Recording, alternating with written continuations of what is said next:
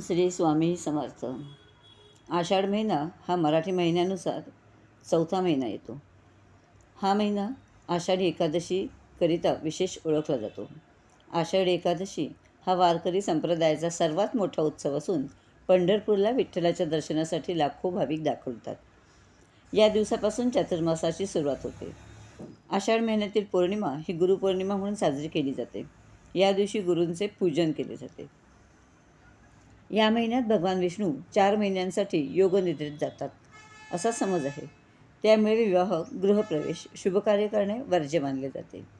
या एकादशीचे निष्ठेने व्रत केल्यास वर्षातील 24 एकादशीचे पुण्य प्राप्त होते असे म्हणतात. या दिवशी उपवास करताना वाईट विचार, अहंकार सोडून देण्याचा संकल्प करावा.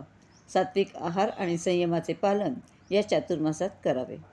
याच दिवशी भगवान विष्णू क्षीरसागरात योगनिद्रेत जातात आणि 4 महिन्यांनी कार्तिक शुक्ल एकादशीला जागे होतात. हा महिना पूर्वाषाढ आणि उत्तराषाढ नक्षत्रादरम्यान आल्यामुळे याला आषाढ असे नाव पडले. या महिन्यात गहू, लाल चंदन, तांब्याचे भांडे, लाल कपड्यात ब्राह्मणांना दान करावे. तसेच छत्री, आवळा, चप्पल इत्यादींचेही दान करावे. आषाढ महिना हा वर्षा ऋतूमध्ये येतो. वर्षा ऋतूची सुरुवात याच महिन्यापासून होते. आषाढच्या शुक्ल पक्षात गुप्त नवरात्री मानवल्या जाते. यात दुर्गादेवीची आराधना केली जाते.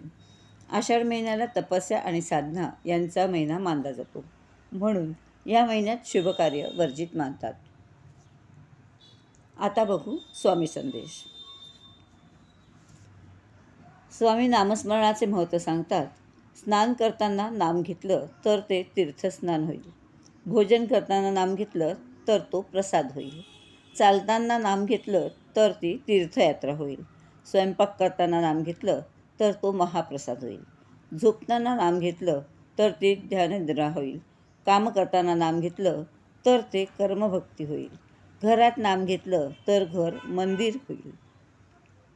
पेढा कसाही आणि कुठल्याही बाजूने खाल्ला तरी गोडच लागतो. त्याचप्रमाणे नामस्मरण कसेही किंवा कुठेही केले तरी ते स्वामींपर्यंत पोहोचतेच. प्रत्येक समस्येवर 5 उपाय आहेत. स्वीकारणे, बदलणे, सोडून देणे, समजून घेणे आणि विसरणे. यश मिळवण्यासाठी परिस्थिती नव्हे तर मनस्थिती भक्कम असावी लागते.